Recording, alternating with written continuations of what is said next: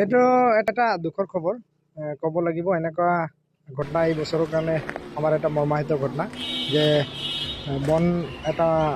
বনৰ আক্ৰমণত বনৰীয়া মহৰ আক্ৰমণত এটা বনকৰ্মী তথা জেহৰুল ইছলাম নামৰ এজন ব্যক্তি মৃত্যুবৰণ কৰিলে। বৰপেটা চিকিৎসাধীন হৈ থকা অৱস্থাত আজি মৃত্যুবৰণ কৰিলে বুলি আমি জানিব পৰা গৈছে। এতিয়া এই ক্ষেত্ৰত আমি মৰ্মাহিত হৈছোঁ আৰু এইটো আমাৰ কাৰণে এই বছৰৰ কাৰণে এটা দুখৰ খবৰ। আমি আশা কৰিছোঁ আগন্তুক দিনত এটা ভাল খবৰো আহিব এই দুখৰ খবৰ মাজতো। আৰু বনৰ আক্ৰমণ হাইদতে এনেকুৱা দেখা নাছিলোঁ, কিন্তু এইবেলি এনেকুৱা ঘটনা হোৱাৰ পিছত আমি দেখিবলৈ পোৱা গৈছে। মানাহ ৰাষ্ট্ৰীয় উদ্যানত এনেকৈ দেখিব পোৱা নাযায়, কাৰণ সকলোৱে সচেতনতা অৱলম্বন কৰিয়ে বা যিখিনি তেওঁলোকৰ সা সঁজুলি লাগে গোটেইখিনি আছে।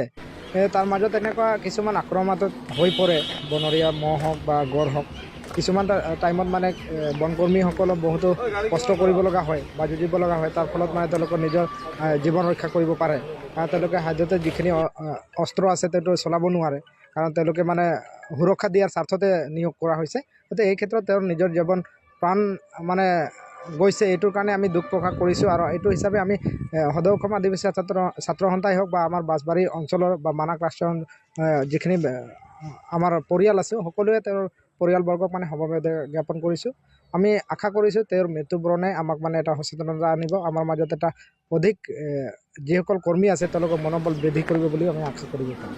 2 দিন পূৰ্বতে তেওঁ আমাৰ ৰাজাবাৰীৰ পৰা বা আমাৰ ইয়াতে বৰপেটাৰ জেহৰুল ইছলাম বুলি আমি জানিব পাৰিছোঁ, তাত তেওঁক আক্ৰমণ কৰাৰ ফলত মহৰ আক্ৰমণৰ ফলত তেওঁ মৃত্যুবৰণ কৰিলে। গতিকে সঁচাকৈ এইটো দুখৰ খবৰ আৰু আমি দুখিত। তেওঁ পৰিয়ালবৰ্গক সমবেদনা জ্ঞাপন কৰিছোঁ।